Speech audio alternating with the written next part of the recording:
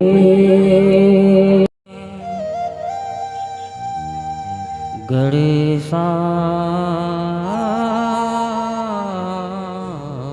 नमः।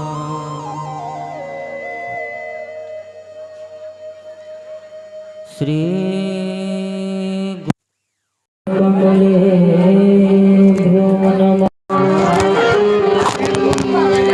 हेलो दोस्तों, नमस्कार। मैं अवधेश कुमार शर्मा अपने चैनल बड़े शर्मा 52 पर आप सभी का स्वागत करता हूं।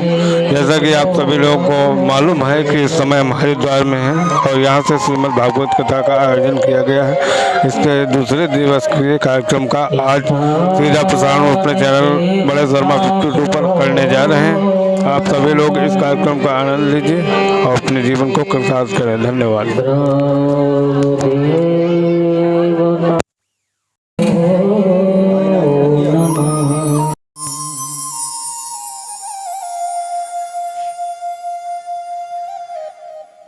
वर्णानामार्थसंघानाम रसानाम छन्दसामपि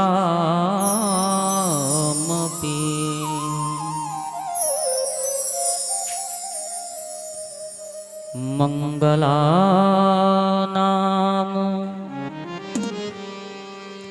च कर्तारो वन्दे वाणी विनायको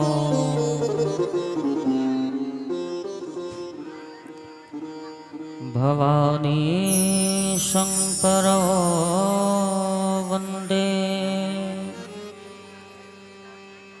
श्रद्धा विश्वास रूपिणो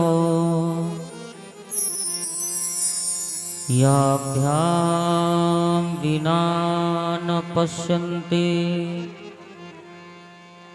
सिद्धा स्वान्ता इष्टमेश्वरम्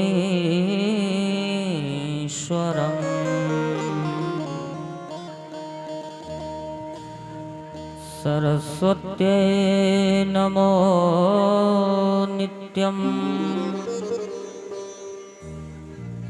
भद्रकाल्यै नमो नमः। वेदो वेदान्तो वेदांग विद्यास्थानेभ्य एव च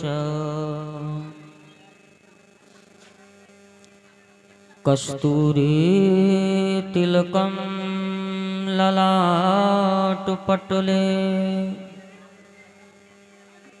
वक्षस्थले कौस्तुभम् नासाग्रे वरमौक्तिकं करतले वेणुर्करे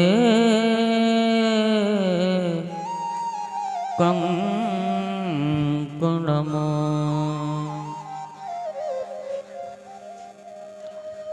सर्वांगे हरिचन्दनं सुललितम् कंठे च मुक्तावली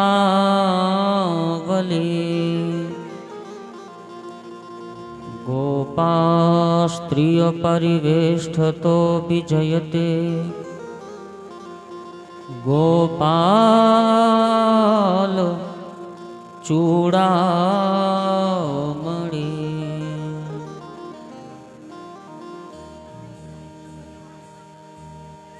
देवी प्रपन्नार्ति हरे प्रसीदो प्रसीदो मातर्जगतोऽखिलस्य प्रसीद विश्वेश्वरि पाहि विश्वम् तुमेश्वरी देवी चराचरस्य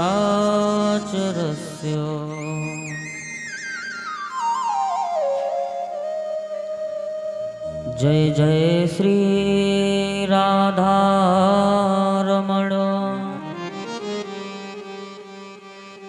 जय श्री नवल किशोर जय गोपी चित चोर प्रभु जय जय माखन चोर राधा मेरी स्वामिनी मैं राधे को दासु जन्म जन्म मोह दीजिए श्री वृंदावन में वास।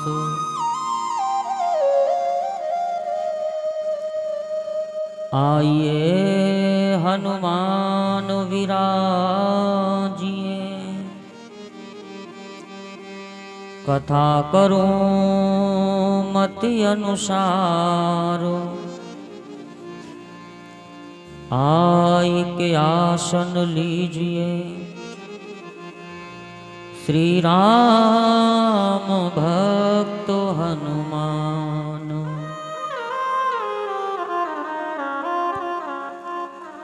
बोलिए हनुमान जी महाराज की बोलिए बाल कृष्ण भगवान की सरस्वती मैया की बोलिए दुर्गे मैया की जय हो। पूजनीय वंदनीय अभिनंदनीय स्मरणीय स्थान देवता ग्राम देवता के चरणों में नमन करते हुए अनंत कोट ब्रह्मांड नायक राजाधिराज योगी राज पर ब्रह्मो सच्चिदानंद जगत नियंता जगदाधार अकारण करुणा वरुणालय भक्तवांछा कल्पतरो आनंदित विनिंदित पीतांबरधारी बालकृष्ण भगवान प्रातः स्मरणीय सायं वंदनीय पूज्यपाद गुरुदेव भगवान एवं मैया दुर्गे कृपाचार्य द्रोणाचार्य भीष्म पितामह जी के पद का अनुसरण करने वाले हमारे सभी पिता तुल्य वृद्धजनों सती अनुसुईया सीता सावित्री मंदाकिनी गार्गी आदि के पद चिन्हों का अनुसरण करने वाली हमारी सभी पूजनीय वंदनीय मातृशक्तियां देवियों एवं छोटे छोटे नन्हे मुन्ने बाल गोपाल साक्षात धर्म पथ के अवलंबन करने वाले धर्म के स्तंभ परीक्षित के आसन पर विराजमान हमारे परीक्षित श्री श्यामू सिंह जी महाराज और सुंदर 88,000 ऋषियों की तप स्थली से पधारे हमारे कर्मकांड के परम प्रवीण वेदाचार्य हमारे आचार्य बंधु संगीत प्रसाद दे रहे मधुर मधुर ध्वनि में स्वरों को सुसज्जित कर रहे संगीत के परम विद्वान परम ज्ञाता संगीत भास्कर हमारे समस्त बंधु और प्रभु की पावन मंगलमयी चरित्र की लीला को स्मरण करने हेतु पधारे हुए समस्त पंजाब प्रदेश से आए हुए समस्त श्रोता महानुभावों और उत्तर प्रदेश हरदोई जिला से अनेकानेक धामों से पधारे हुए समस्त भगवत श्रोता महानुभाव,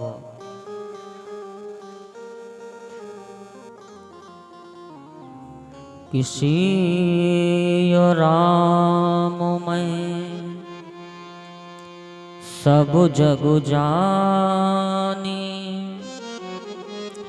करहु प्रणाम जोर जुग पानी। आप सभी लोगों में अपने श्री सीताराम जी की प्यारी छवि के दर्शन करते हुए आप सभी लोगों का दासानुदास आचार्य पंडित विकास वाजपेयी की ओर से आप सभी लोगों का यथोचित हार्दिक वंदन, अभिनंदन। प्रभु की पावन मंगलमयी कथा में प्रवेश करने से पूर्व मन और वाणी को पवित्र करने के निमित्त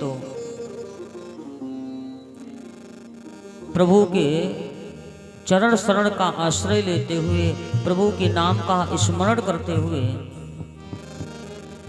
प्रभु की पावन कथा गंगा में प्रवेश करें। तो हम आप सब मिलकर के बड़े प्रेम से, बड़ी मधुर मधुर ध्वनि में करतल ध्वनि करते हुए, मधुर ध्वनि में तालियां बजाते हुए सब लोग बड़े प्रेम से प्रभु के नाम का स्मरण करें, संकीर्तन करें। तत्पश्चात जैसी हरि इच्छा उसी अनुकूल हरि चर्चा, क्योंकि हरि इच्छा में ही हमारी और आपकी सभी लोगों की इच्छा है। तो आइए हम आप सब मिलकर के बड़े प्रेम से प्रभु की चरण शरण में चलते हैं। लागी लगन मत तोड़ना,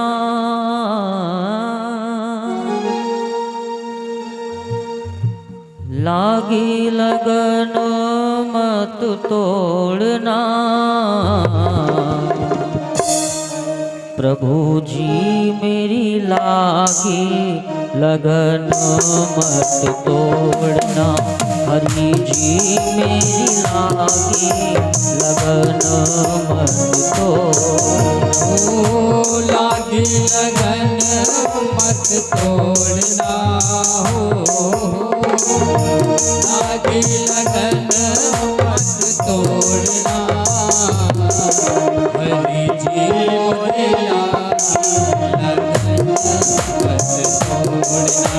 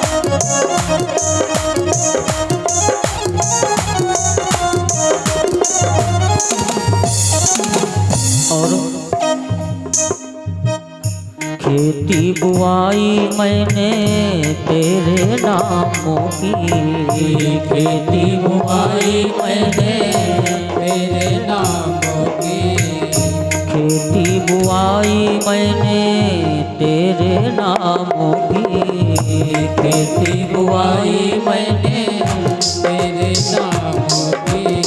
और किसी के सहारे मत छोड़ना,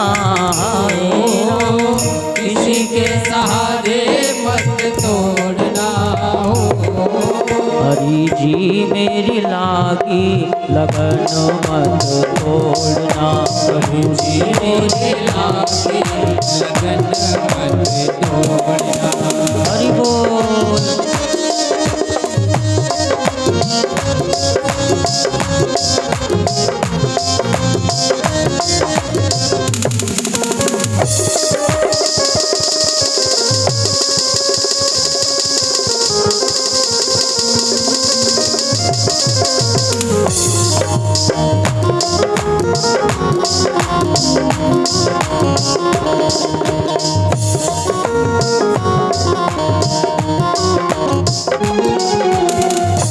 और कहेंगे गहरी नदिया नाव पुरानी, गहरी नदिया नाव पुरानी। गहरी नदिया नाव पुरानी। गहरी नदिया नाव पुरानी। बीचों भंवर में मत छोड़ना। बीच भंवर में मत छोड़ना। बीचों भंवर में मत छोड़ना। हरि जी मेरी लागी लगन मत तोड़ना। हरि जी मेरी लागी लगन मत तोड़ना। श्री राधे।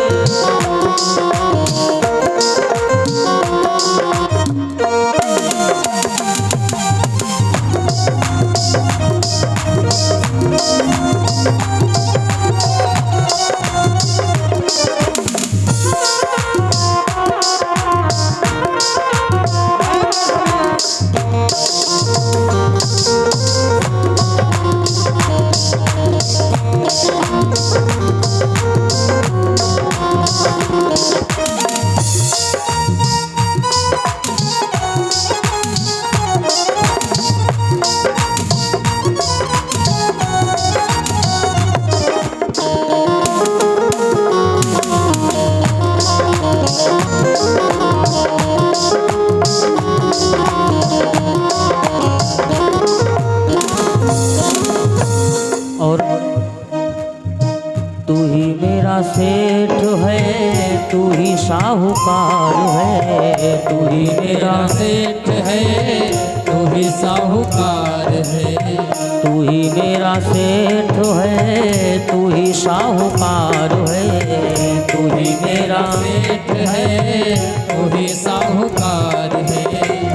ब्याज पे ब्याज मत जोड़ना।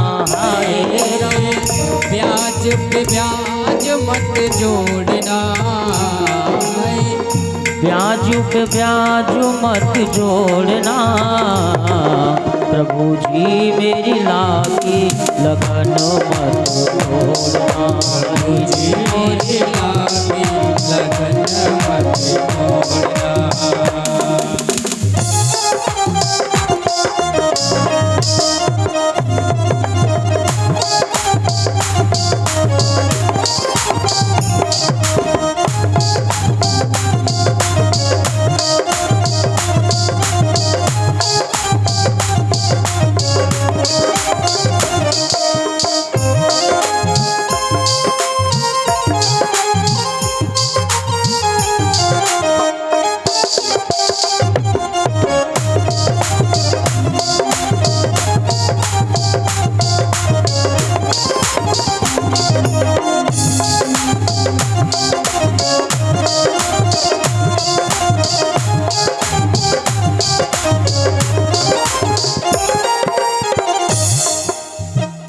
लागी लगन मत तोड़ना।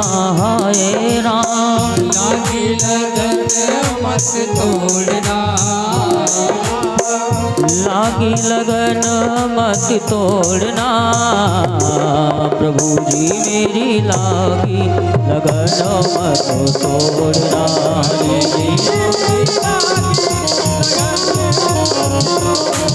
हरि जी प्रभु जी मेरी लागी लगन मत तोड़ना।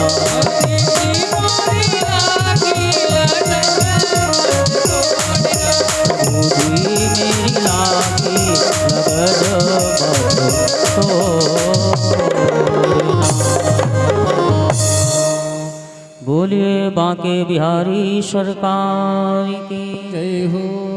बोलिए राधा रानी की, जय हो। बोलिए पूज्यपाद गुरुदेव भगवान की जय हो। एक बार आप लोग जोरदार जय घोष लगा लो। बोलिए अपने अपने माता पिता की। जय हो। मेरे भगवत प्रेमियों, प्रभु की पावन करुणामयी आत्माओं, आज प्रभु की पावन चारु चरितावली का द्वितीय दिवस है और हम और आप सब मिलकर के बड़े ही प्रेम से पतित पावनी माँ भागीरथी की पावन गोद में विराजमान होकर के प्रभु की पावन चारु चरितावली को बड़े ही प्रेम भाव से श्रवण कर रहे हैं, क्योंकि हमारे संत महानुभाव ने वर्णन किया है कि यह मनुष्य का जो शरीर हमें आपको मिला है, ये बड़ी मुश्किल से मिला है। और कहते हैं कि जो वस्तु बड़ी मुश्किल से मिलती है ना, वो बड़ी अच्छी होती है।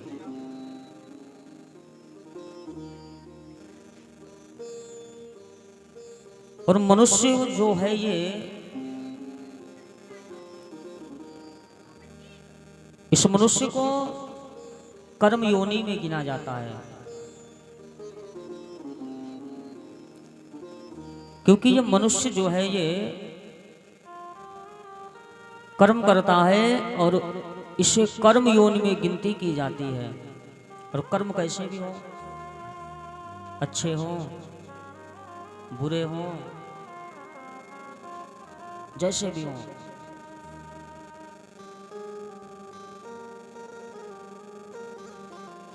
और कर्म करने के बाद में हमें उसके फल का भी भोग करना पड़ता है। जैसे मेरी मैया भोजन बनाती है ना, बनाने के बाद पूरे परिवार को भी खिलाती हैं और स्वतः भी खाती हैं, क्योंकि कर्म किया है तो फल भी तो मिल रहा है।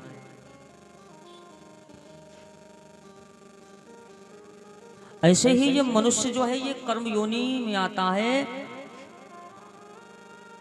और यह मनुष्य जैसे भी कर्म योनि में जन्म लेकर के कर्म करता है, फिर उन कर्मों को भोगने के लिए इसे भोग योनि में जाना पड़ता है। भोग योनि क्या है?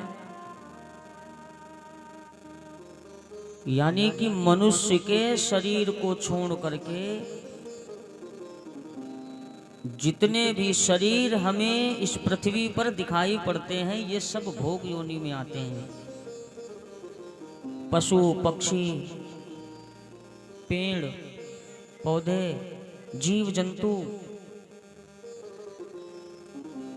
ये सब भोग योनि में है, क्योंकि ये हमारे लोगों में से ही है। अंतर सिर्फ इतना रहा, जिसने अच्छे कर्म कर लिए वो आवागमन के मार्ग को छोड़ देता है, यानी बार बार जन्म लेना और मरना छोड़ देता है। क्योंकि कल की कथा में निवेदन किया था कि जन्म लेने में कितना दर्द और दुख मिलता है और मरने में। इन दुखों से मनुष्य छूट जाता है कर्म योनि में जन्म लेकर के, और अगर कर्म बिगड़ गए तो मेरे भगवत प्रेमियों, हमें पुनः फिर से भोग योनि में जन्म लेना पड़ेगा।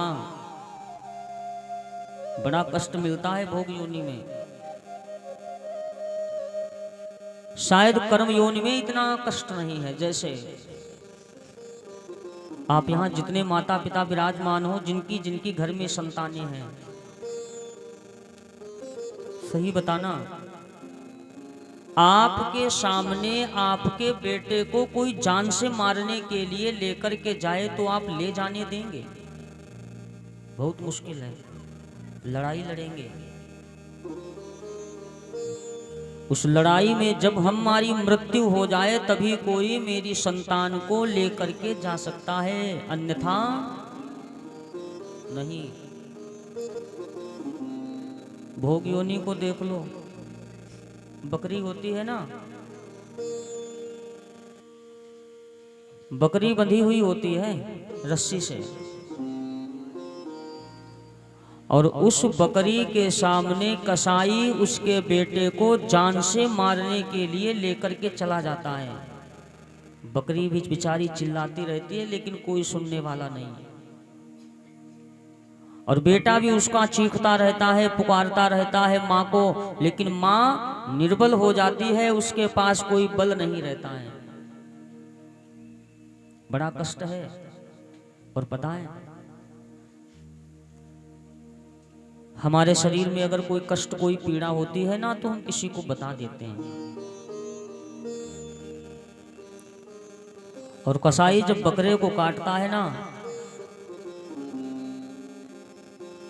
कहते हैं कि अगर किसी को मारना है तो ऐसी मौत मार दो कम से कम ज्यादा उसे तड़पना ना पड़े। लेकिन उस बकरे को तड़पा तड़पा करके मारा जाता है। कभी देख लेना, कसाई कभी बकरे का पूरा गला नहीं काटता है एकदम, कभी देख लेना, आधा गला काटता है केवल,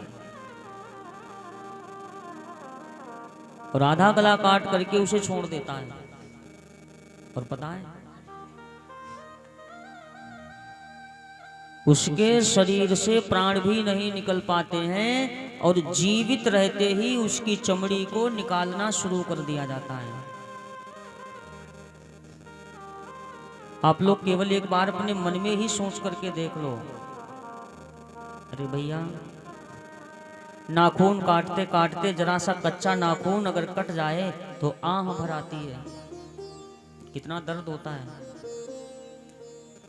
और जिस प्राणी का आधा गला काट करके छोड़ दिया गया होगा और जिंदा में ही जिसकी चमड़ी निकाली जा रही होगी, उसके ऊपर क्या बीतती होगी, क्या गुजरती होगी।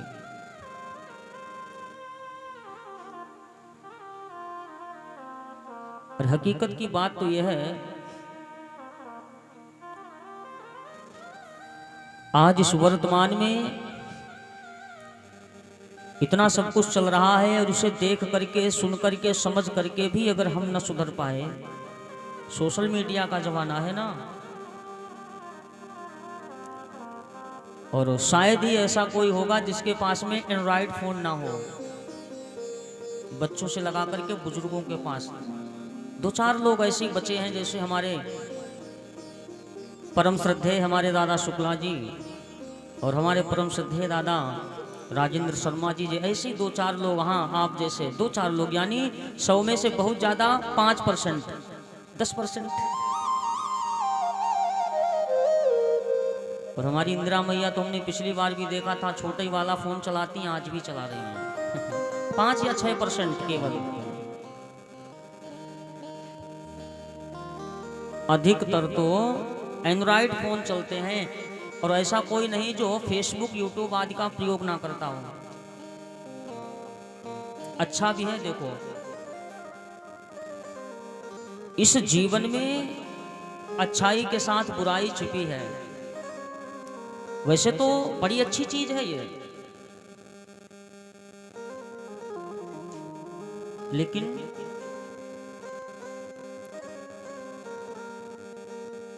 अगर उसे सदुपयोग किया जाए तो, और दुरुपयोग किया जाए तो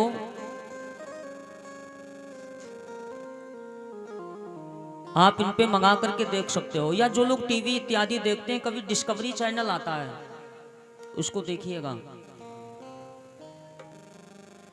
हमारी समझ में आता है ना। अगर 1 महीने तक लगातार आप उस डिस्कवरी चैनल को देख लें तो आपके अंदर कुछ न कुछ परिवर्तन जरूर होगा। बताए क्यों? एक दिन देखा था हमने भी, एक भैंस को कम से कम 5 शेर मिलकर के पकड़ रखे हैं। अकेली भैंस है, पकड़ने वाले 5 शेर हैं और उन्होंने पांचों ने पकड़ लिया और उस भैंस को, उसके मांस को पेट से खाना शुरू कर दिया। अब सोचो कितनी देर में उसका मांस उन्होंने खाया होगा और कितनी देर के बाद उसके प्राण निकले होंगे। 2-4 मिनट में नहीं, कई घंटे लगे होंगे प्राण निकलने में। तो केवल एक बार सोच करके ही मन में देख लो कि मनुष्य के शरीर को छोड़ करके, इस कर्म योनि को छोड़ करके भोग योनि में कितना कष्ट है। इसीलिए कहते हैं ना, मेरी माताओं, बहनों, भाइयों और पिता तुल्य बुजुर्गों, कर्म तो हम अच्छे करते हैं, कोई खराब तो करता नहीं, बुरे कर्म कोई ना करे। किसी से भी दुनिया में पूछ लो, भैया बुरे काम किए? हाँ ना करेगा, ना के अलावा। क्योंकि अपनी समझ में बुरा कोई करता ही नहीं। लेकिन हम तो एक ही निवेदन करते हैं मेरी माताओं, बहनों और भाइयों, अगर हम आप ज्यादा अच्छे कर्म नहीं कर पाते हैं तो कोई बात नहीं,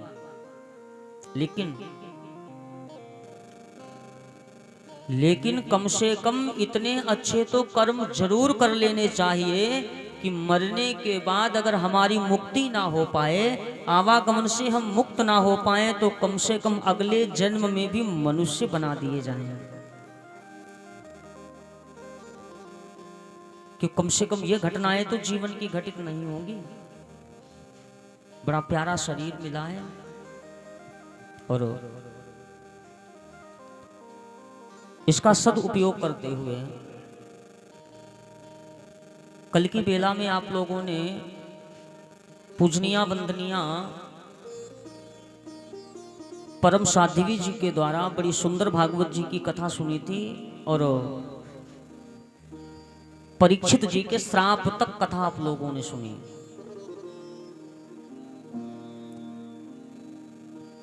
तो इससे आगे की कथा का हम आपसे निवेदन करेंगे, जहां पर कल परम साध्वी जी ने कथा को विश्राम दिया था। तो आइए उससे पूर्व हम आप मिलकर के सब बड़े प्रेम से प्रभु के नाम का स्मरण कर लें और फिर आगे के कथा प्रसंग से जोड़ें। कि श्री राम जय राम, जय जय राम, श्री राम जय राम, जय जय राम, श्री राम जय राम, जय जय राम, श्री राम जय राम, जय जय राम।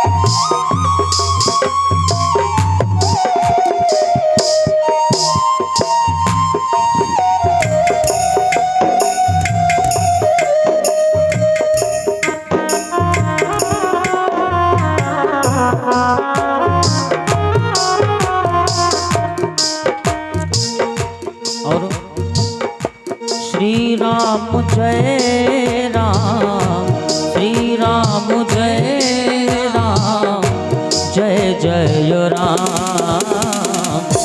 श्री राम जय राम, जय जय राम, श्री राम जय राम, जय जय राम, श्री राम जय राम, जय जय राम।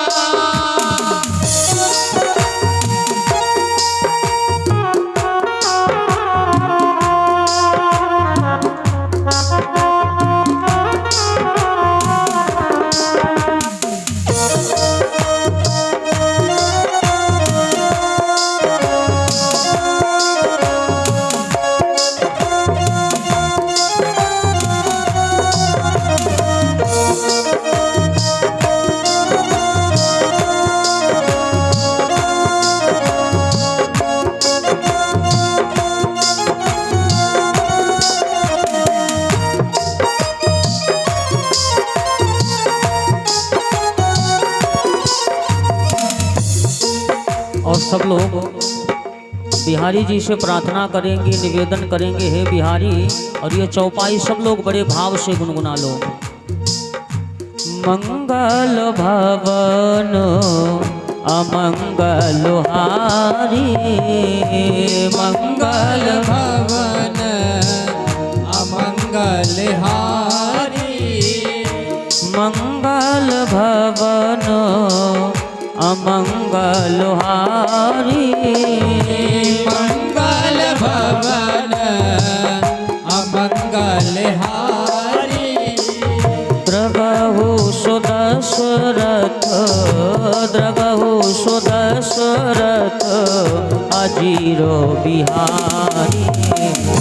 श्री राम जय राम, जय जय राम। श्री राम जय राम, जय जय राम।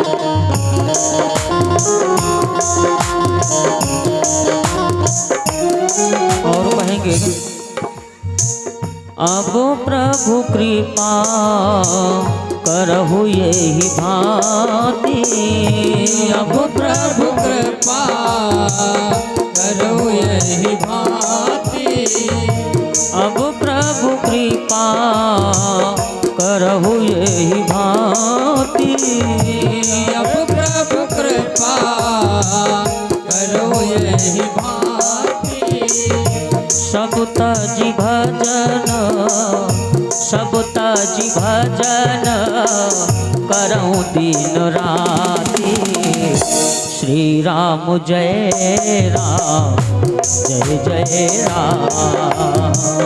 श्री राम जय राम, जय जय राम। श्री राम जय राम, जय जय राम।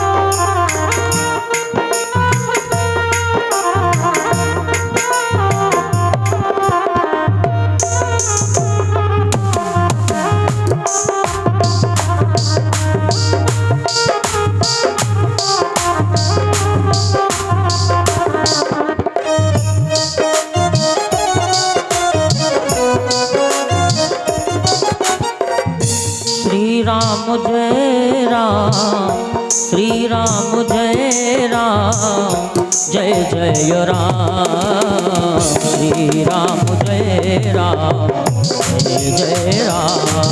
ओ श्री राम जय राम, जय जय राम। श्री राम जय राम, जय जय राम।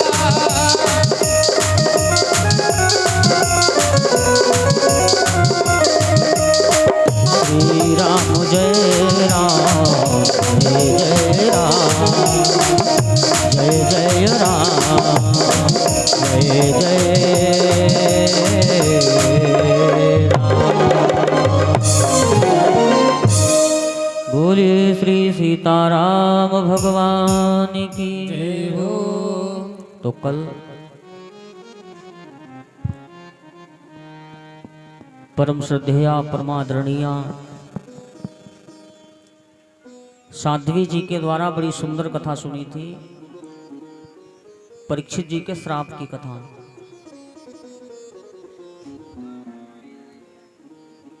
कि किस प्रकार से महाराज परीक्षित जी को श्राप मिला, और श्राप ये मिला कि आज के ठीक 7वें दिवस में तुम्हारी मृत्यु हो जाएगी, और वो भी सर्प के काटने से। देखो, हम आप जितने लोग यहाँ विराजमान हो ना, और जितने लोग इस पृथ्वी पे रहते हैं, पशु पक्षी जीव जंतु नर मानव,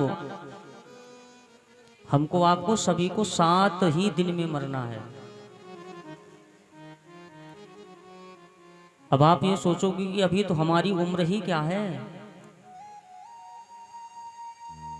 तो वास्तविकता अगर देखा जाए तो जो 7 दिन होते हैं, मरना 7 ही दिन में है, क्योंकि 8वां कोई दिन ही नहीं है। रविवार से अगर गिनती की जाए तो शनिवार तक 7 ही दिन है, और सभी की मृत्यु जो होगी वो सर्प के काटने से ही होगी, सबकी। तो मन में तो भाव ये भी होता होगा, अरे सर्प कैसे काट लेगा, कोई किसी प्रकार से मरेगा, कोई किसी प्रकार से। लेकिन संतों की भाषा में अध्यात्म भाव में सर्प का मतलब होता है काल।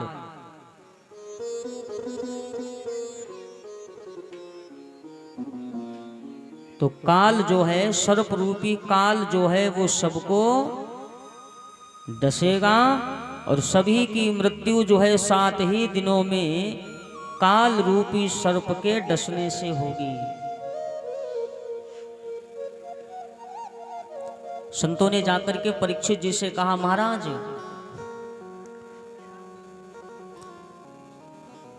आप आज के 7वें दिन मृत्यु को प्राप्त कर जाओगे। तो परीक्षित जी हंसने लगे। अरे इस दुनिया में तो भैया मृत्यु सुनकर के रोना आता है, हंसना ना आता। क्योंकि मरने से बहुत बड़ा भय लगता है, क्योंकि मरना कोई नहीं चाहता है। और अगर मरना चाहते होते तो मरने के भय से जरा सी बीमारी में जाकर के हॉस्पिटल में एडमिट ना होते। मरने के क्षण तक हम जीना चाहते हैं, और ये भी चाहते हैं कि मेरी जितनी भी संपत्ति है कोई ले ले, लेकिन हमें जीवित कर दे। लेकिन यही तो कड़वा सत्य है।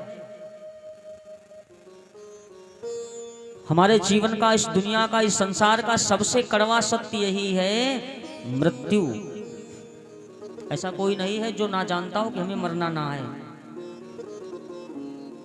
जैसे आग, अग्नि का काम है जलाना, तो हम आप उसको छूते नहीं है जिससे जल ना जाए। जहर, जहर का काम है मृत्यु देना, तो हम उसे जान करके नहीं पीते हैं,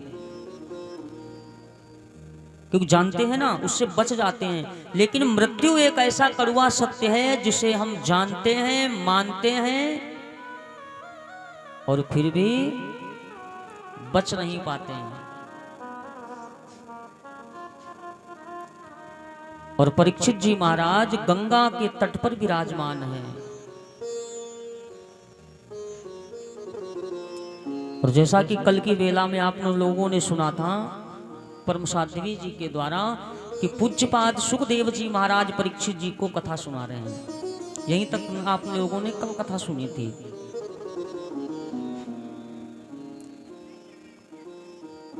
और जैसे ही परीक्षित जी विराजमान हुए तो परीक्षित जी ने सुखदेव जी से सबसे पहला प्रश्न किया।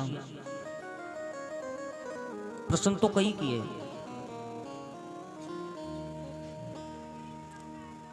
लेकिन सबसे पहला प्रश्न महाराज परीक्षित जी ने सुखदेव जी महाराज से ये किया कि हे महाराज, जब किसी की मृत्यु नजदीक आ जाए तो उसको क्या करना चाहिए। धन्य है परीक्षित जी। परीक्षित जी ने ये नहीं पूछा कि हमें श्राप लगा है, हमारी मृत्यु नजदीक है तो हम क्या करें।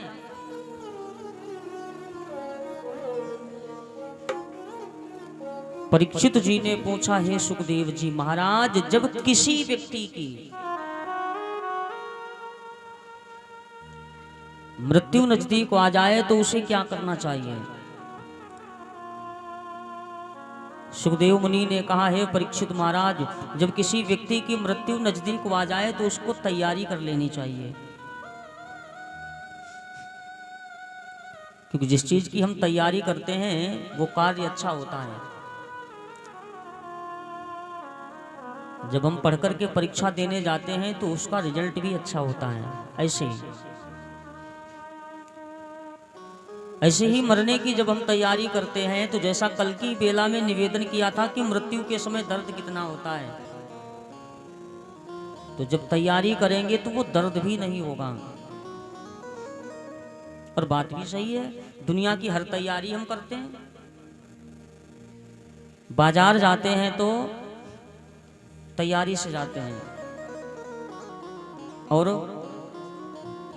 शॉपिंग करने जाते हैं तो तैयारी से जाते हैं। देख लेते हैं भैया क्रेडिट कार्ड में पैसे बचे हैं या ना बचे। ससुराल जाते हैं तो तैयारी से जाते हैं। हमारे गुरुजी कहते हैं कि भैया जाके पास कोट पैंट ना है वो पड़ोसी का मांग ले, कि जिससे ससुराल में इज्जत ना कम पड़ जाए। और कोर्ट जाते हैं तो तैयारी से जाते हैं। लेकिन एक तैयारी ऐसी है जो जीवन की सबसे महत्वपूर्ण तैयारी है, उसकी तैयारी हम आप नहीं करते हैं, और वो है मरने की तैयारी। अब आप लोग ये भी सोच रहे होंगे कि महाराज जी मरने की तैयारी तो हम करें, लेकिन हमें ये भी तो पता चल जाए हमारी मृत्यु कब होगी। तो निवेदन करें, बड़ी ध्यान से सुनिएगा, आप लोग ये जान जाओगे कि आपकी मृत्यु नजदीक आ गई है। और कितने दिन पहले? 3 वर्ष पहले आपको पता चल जाएगा कि आपकी मृत्यु नजदीक है। कैसे? एक पुस्तक आती है श्वास के रहस्य, जिसमें बड़ा सुंदर भाव दिया। इस बात को बड़ी प्रेम से सुनिएगा। देखो, हमारे आपके पास में स्वर कितने हैं? 2, बायां और दायां। और बाएं और दाएं सुर में से हमारा एक ही सुर, चाहे बायां या दायां, लगातार कई दिनों तक चले। वैसे ये लगातार नहीं चलते, कभी परीक्षण करके देख लेना, यहां से जाना घर देख लेना, थोड़ी देर तक बायां चलता है, थोड़ी देर तक दायां चलता है। लेकिन इन दोनों स्वरों में से एक ही स्वर अगर कई दिनों तक, रात तक लगातार चलता रहे, तो मेरी माताओं, बहनों और भाइयों, समझ लेना हमारी उम्र जो है केवल 3 वर्ष बची है, और 3 वर्ष से ज्यादा हमें कोई बचा नहीं पाएगा। और इन बाएं और दाएं स्वरों में,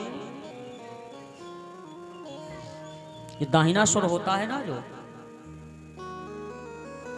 ये दाहिना वाला स्वर अगर कई दिन रात तक चले लगातार, तो समझ लेना मेरे भगवत प्रेमियों, 2 वर्ष से अधिक आपको, हमको कोई भी बचा नहीं पाएगा। और हमारे आपके शरीर में नाड़ियां भी हैं। कितनी हैं? 16,108। और इन नाड़ियों में कहते हैं कि एक ही नाड़ी अगर लगातार चले, कितने दिन तक? 3 रातों तक। 3 रातों तक हमारी अगर एक ही नाड़ी लगातार चले तो 1 वर्ष से अधिक हमारा जीवन नहीं है। यानी एक ही नाड़ी अगर 3 रातों तक लगातार चले तो 1 वर्ष से अधिक का जीवन नहीं। और ये मृत्यु को पहचानने के कारण है, यानी जीवन में मरने की तैयारी के। और एक भाव दिया, हम लोग जब श्वास लेते हैं तो कैसी श्वास लेते हैं? ऊपर ठंडी श्वास। जब अंदर को खींचते हैं तो ठंडी श्वास निकलती है, और जब बाहर छोड़ते हैं तब गर्म निकलती है। लेकिन ज्यादा अधिक गर्म ना निकले। कभी कभी बुखार आता है ना, तो जितनी गर्म श्वास बुखार के समय नासिका से बाहर निकलती है, कहा इतनी ही गर्म श्वास अगर लगातार कई दिनों तक हमारे स्वरों से निकले तो हमारे संतों ने कहा है भैया 6 महीने से ज्यादा हमें बचाने वाला कोई नहीं है। और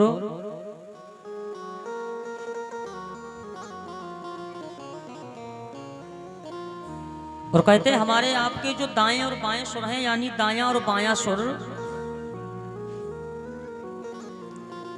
इनमें से अगर दाहिना स्वर 16 दिनों तक लगातार चले, 16 दिन तक,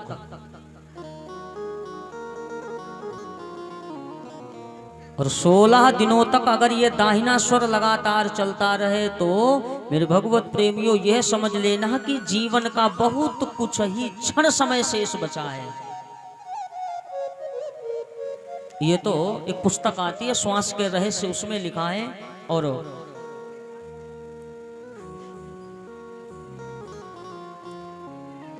अभी माघ मास के महीने में पांचाल घाट, डिस्ट्रिक्ट फर्रुखाबाद, रामनगरिया लगती है। वहां बड़े बड़े संत महात्मा विद्वान आते हैं। हम लोग भी जाते हैं प्रतिवर्ष। तो एक दिन आग जल रही थी तो कुछ संत महात्मा वहां पर बैठे हुए, सब बैठे हुए थे, तो वो आपस में बातें कर रहे थे। और कहा जब किसी की मृत्यु नजदीक आ जाए तो कैसे पहचाने। तो उन्हीं में से एक संत जी ने जवाब दिया था, हमारे आपके जो श्रवण रंध्र होते हैं ना, कान, इनको कभी दबा करके बंद करना, और बंद करने के बाद में सुनना, इनमें एक आवाज सुनाई देती है झिंगुरों की जैसी बोलने की। और जिस दिन ये आवाज सुनाई देना बंद हो जाए तो समझ लेना उसके बाद से सुनाई देना भी बंद होगा, दिखाई देना भी बंद होगा, बोलना भी बंद होगा। और समझ लेना जीवन कुछ ही क्षण शेष है, बस जितनी श्वासें भोगने को बची हैं वही समय शेष है। और कहा जब ऐसे लक्षण महसूस होने लगे तो कहा फिर दुनिया के प्रपंच से मन हटा लो, माया मोह से मन हटा लो, क्योंकि ये माया, पूजनीय वंदनीय गोस्वामी जी ने भाव दिया कि जो माया सब जगही न चावा, जो माया सब जगही नचावा।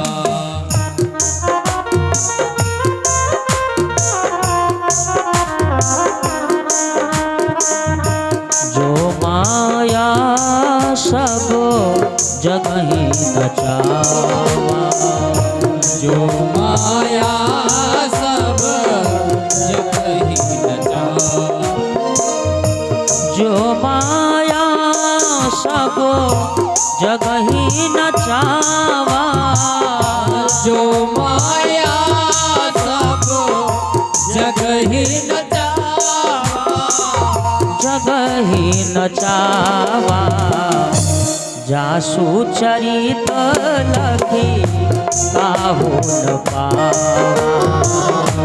जासु चरित लखी काहू न पावा।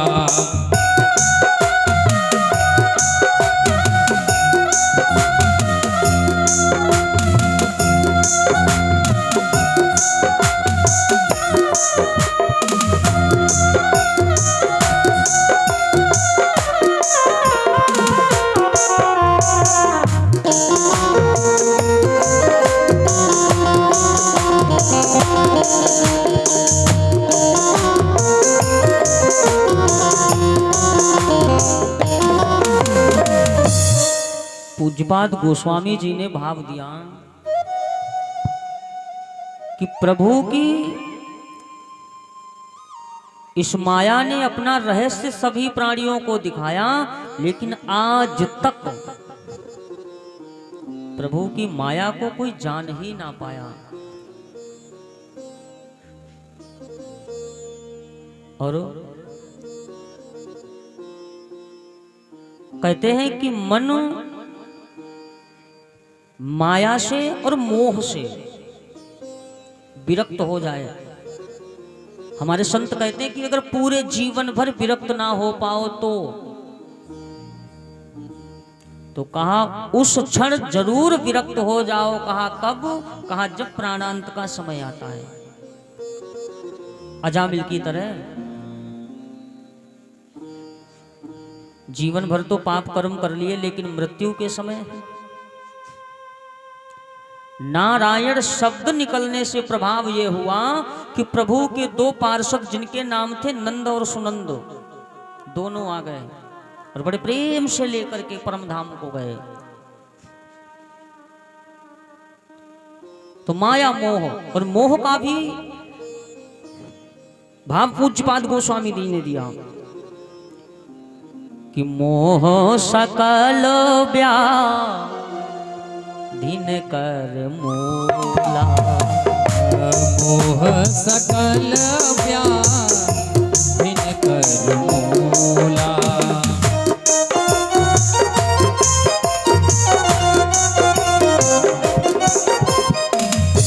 मोह सकल दिन कर मूला। मोह सकल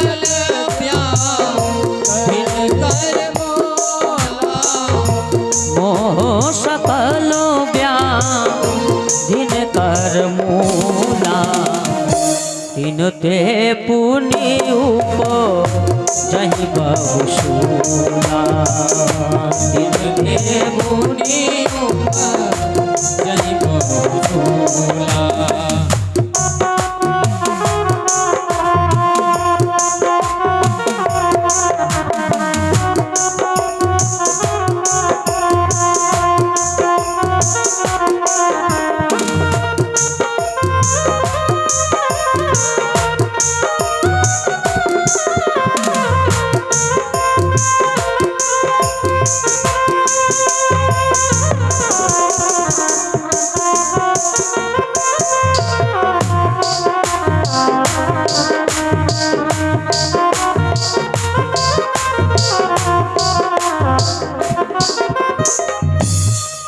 पूज्यपाद गोस्वामी जी ने भाव दिया कि मोह सकल व्याधिन कर मूला।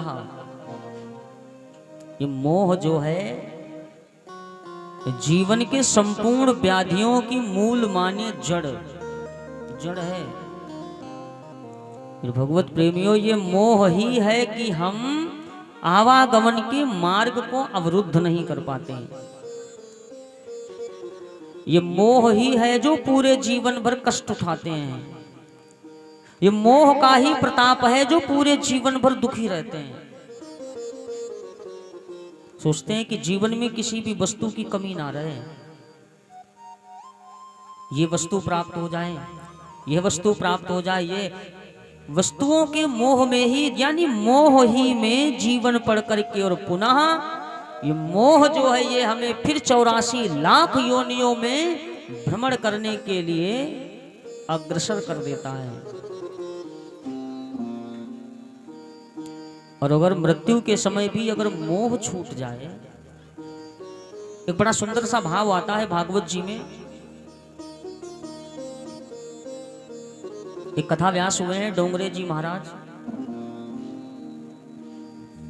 जिन्होंने एक पुस्तक लिखी है भागवत के रहस्य। उसमें बड़ा सुंदर भाव लिखा है और कहा, भैया एक गांव में एक सज्जन रहते थे जिनके 4 पुत्र थे।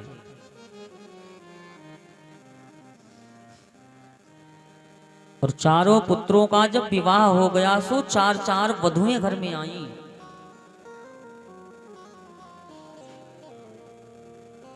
और ये तो जीवन का परम सत्य है जिसका नाम है मृत्यु। एक दिन वो भैया बाजार गए और जब बाजार गए तो बाजार जाकर के उन्होंने 20 रुपए की एक झाड़ू खरीद ली और वो झाड़ू लेकर के आए, घर में रख दी।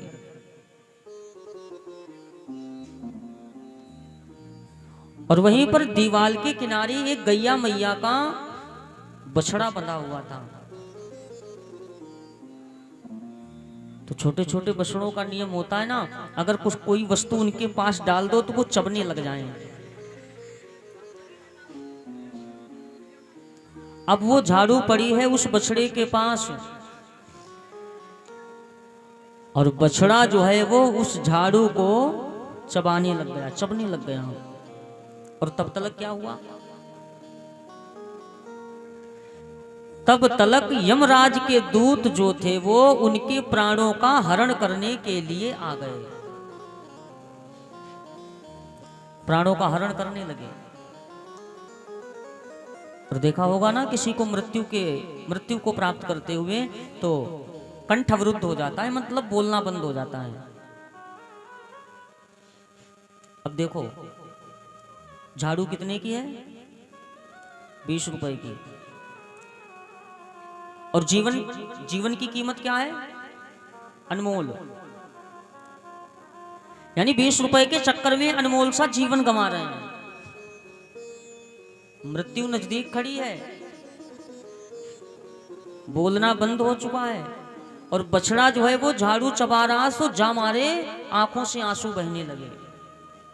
अब सोच रहे हैं, हे भगवान, हे बिहारी, हे ठाकुर जी, कल ही तो बाजार से ये हम झाड़ू लाए थे और जो बछड़ा चबाया जा रहा, सो हम कल मर जाएंगे और हमारे लल्ला को, बच्चों को फिर कल झाड़ू खरीद करके लानी पड़ेगी, यानी 20 रुपए फिर खर्च करने पड़ेंगे।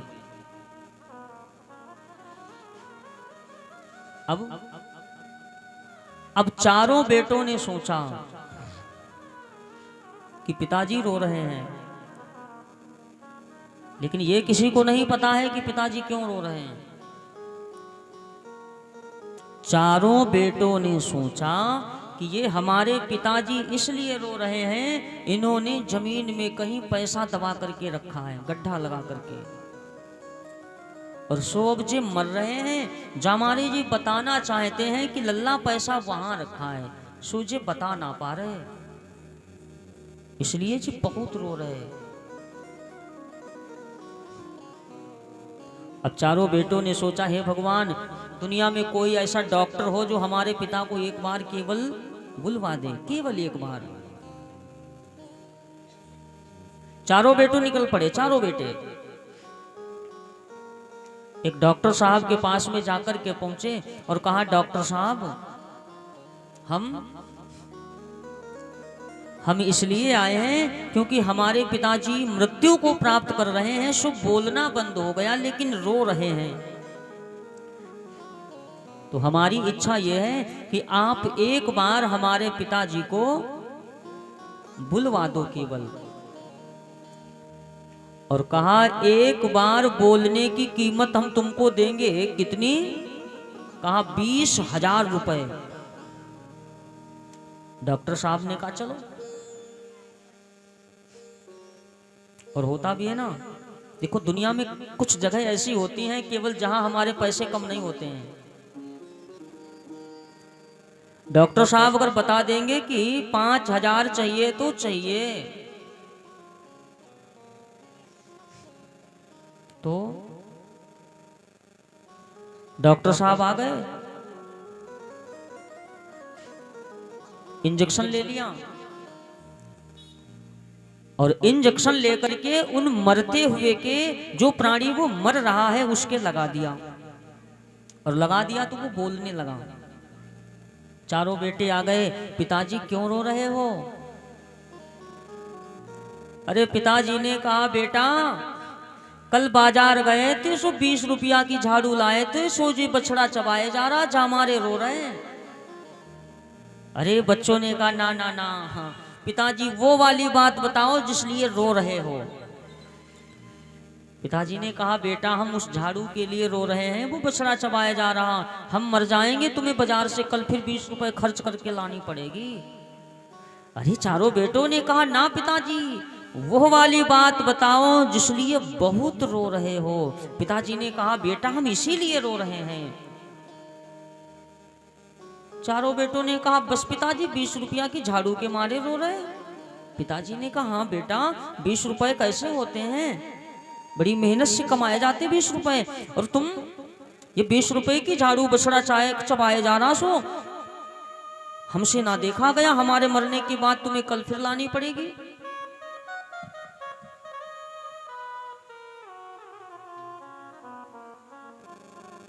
तो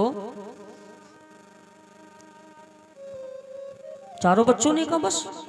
पिताजी ने कहा, चारों बच्चों ने कहा महाराज पिताजी ये पता है तुम्हारे 20 रुपया के चक्कर में कितना बड़ा घाटा हुआ हमें।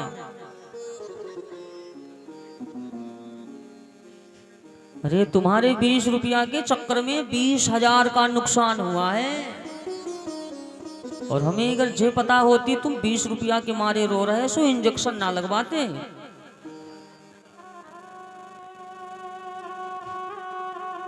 कहते हैं ना,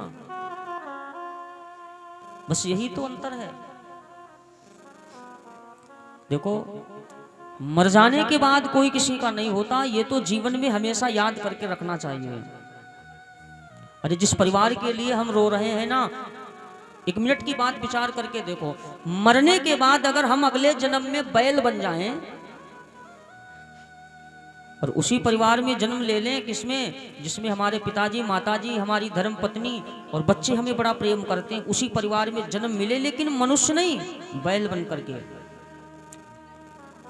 तो भैया कौन पहचानेगा कि ये पिताजी हैं? वही बेटा जो रोज प्रातः काल उठ करके पैर छूता था, वही हल में लगाएगा सुबह होते ही,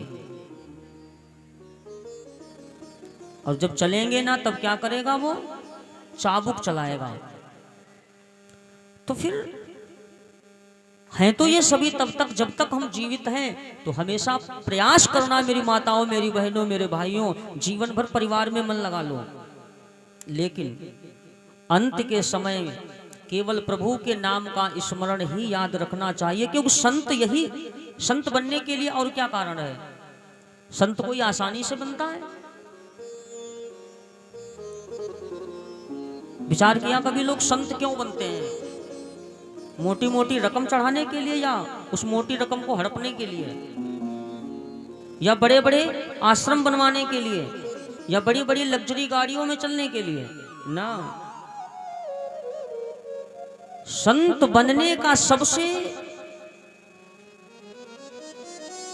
अच्छा भाव यही है, यही कारण है माया मोह से बड़ी दूर रह करके और वो राम नाम लेने की आदत डालते हैं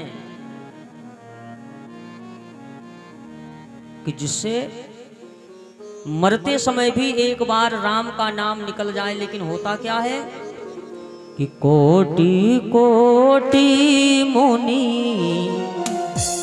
यतन कराहि।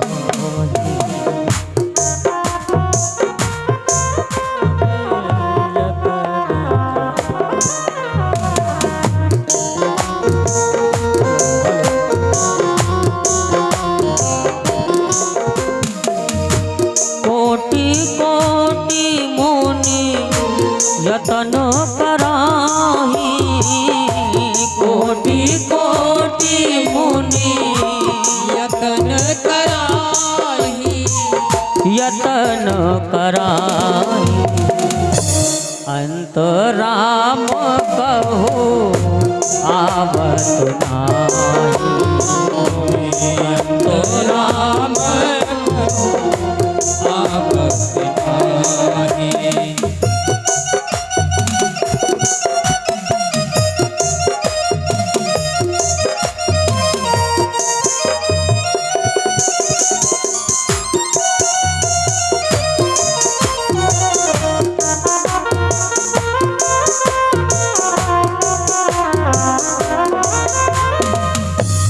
कोटि कोटि मुनि यतन कराहि, यानी पूरे जीवन भर राम राम राम राम का जाप करते हैं, लेकिन फिर भी मरते समय उनके मुख से राम नहीं निकल पाता। और हम लोग पूरे जीवन भर हाय हाय में पड़े हैं, सो काहे निकले राम नाम। आदत होती है ना, जैसे हमारे वीरेंद्र बाबू कीबोर्ड बजाते हैं और इनकी आंखों में पट्टी बांध दो आप। अभी आप जो गाओगे वही ये बजाएंगे, क्योंकि आदत पड़ी है ना। और यही कीबोर्ड अगर हमारे वकील साहब को दे दिया जाए तो बेचारे देख देख करके भी बजाएं लेकिन ना बजा पाएं। और जो कार्य हमारे वकील साहब जी करते हैं वो अगर वीरेंद्र बाबू को दे दिया जाए तो जो खड़े खड़े केवल जज साहब को देखेंगे। आदत होती है हर चीज की। ऐसे राम नाम लेने की आदत वो डालते हैं कि जिससे मरते समय एक बार राम निकल जाए। लेकिन कोटि कोटि मुनि यतन कराहि अंत राम कहु आवत नाही। सो हमारे परीक्षित जी महाराज गंगा के तट पर विराजमान हैं, और गंगा को हमारे यहाँ सनातन धर्म में माँ कहते हैं। और हमारे सनातन धर्म में हमारी एक ही माँ नहीं है, कई माँ हैं। जैसे जन्म देने वाली माँ गंगा माता, यमुना माता, पृथ्वी माता, गौ माता, सरस्वती माता, तुलसा माता, कई माताएं हैं। लेकिन मेरी माताओं बहनों मेरे भाइयों, विचार करके अगर देखा जाए तो सबसे बड़ा दर्जा किस मां का है? अब हम आप कहेंगे कि जन्म देने वाली मां का, बात तो सही है,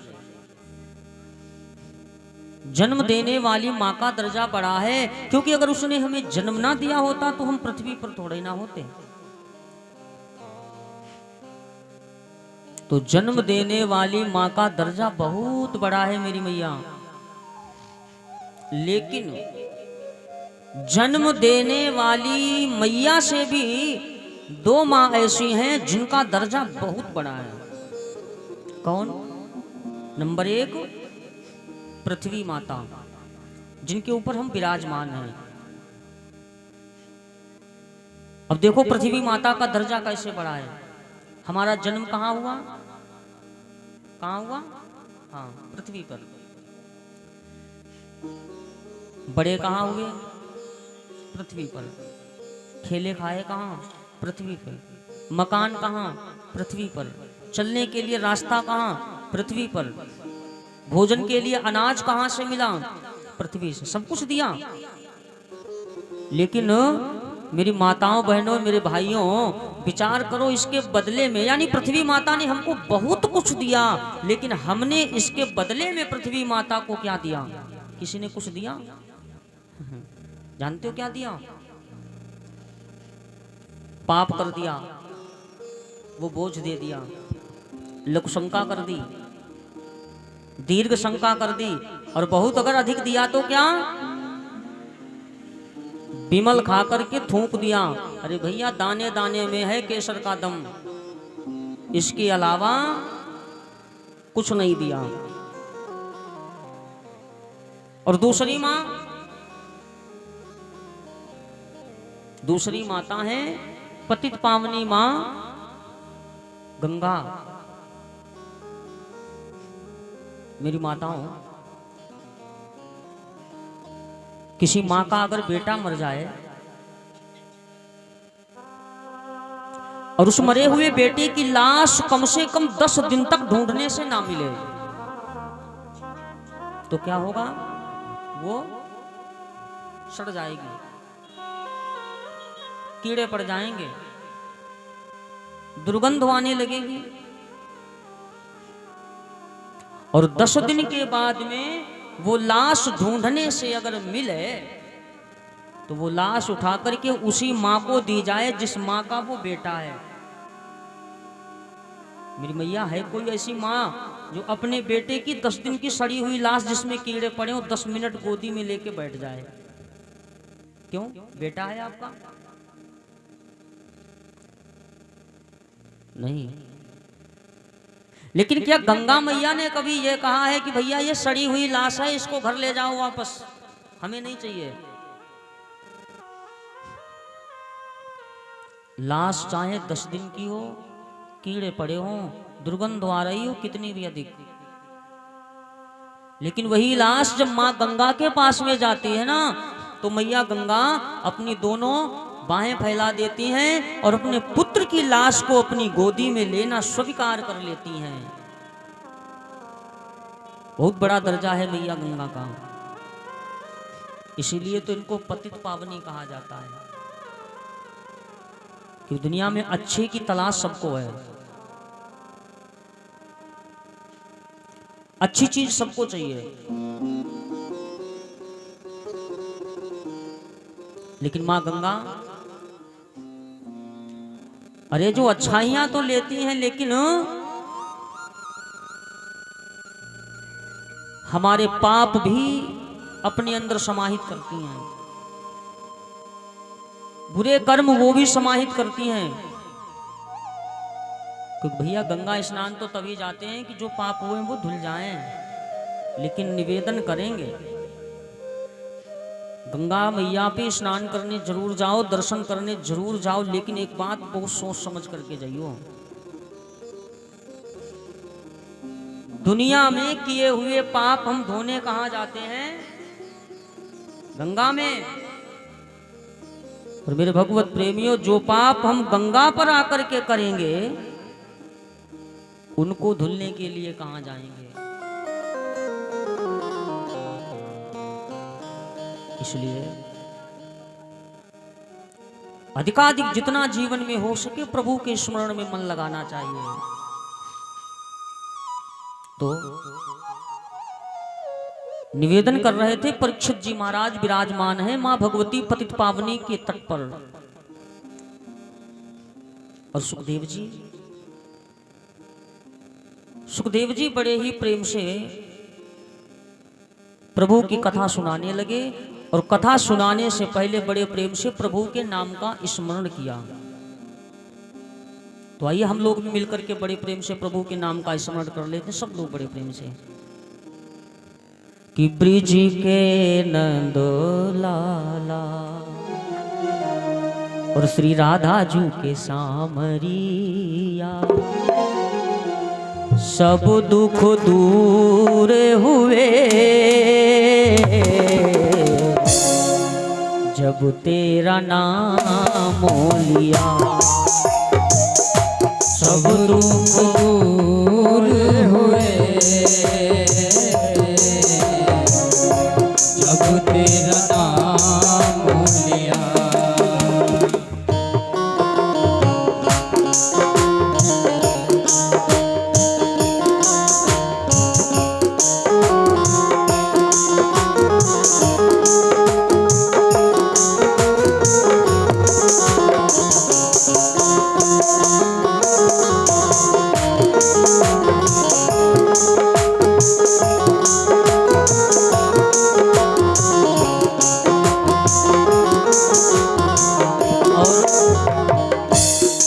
मीरा पुकारे तुम्हें गिरधर गोपाला। मीरा पुकारे तुम्हें गिरधर गोपाला। बन गया अमर तो मैं विष का भरा प्याला। बन गया मोर तुम्हें विष का भरा प्याला। और कौन मिटाए उसे जिसे तूने राख लिया।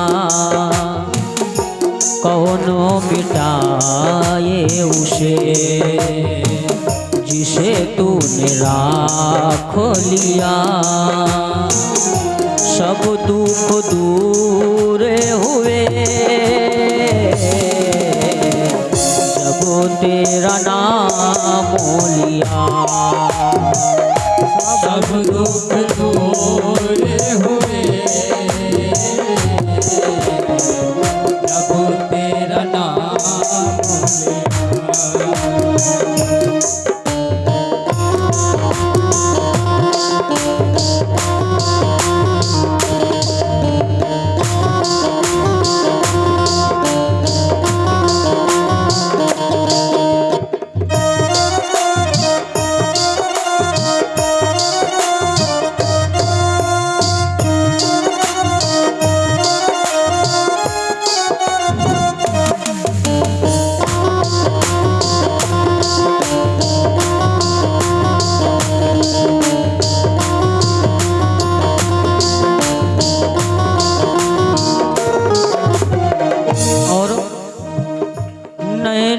श्याम बसे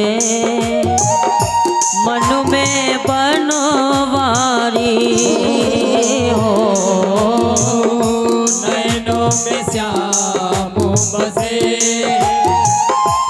नैनों में बनवारी।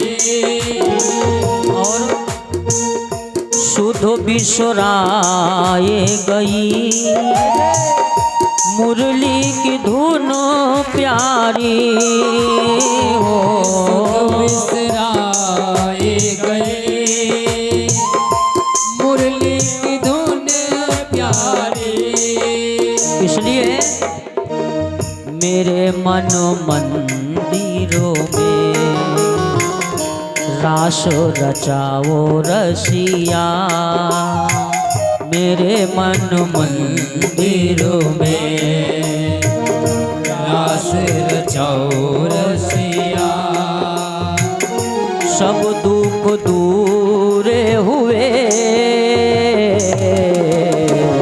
जब तेरा नाम लिया। सब दुख दूर हुए जब तेरा नाम लिया।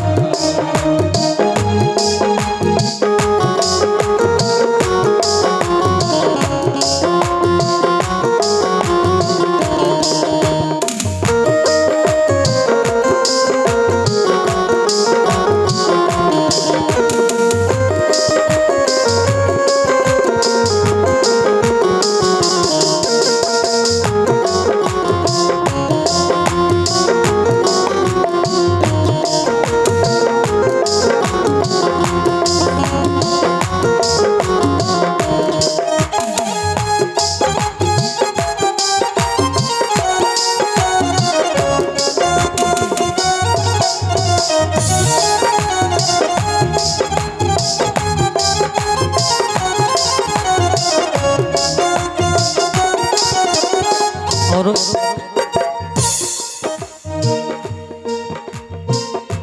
देख रहे हो तुम मेरे दुखड़े सारे हो।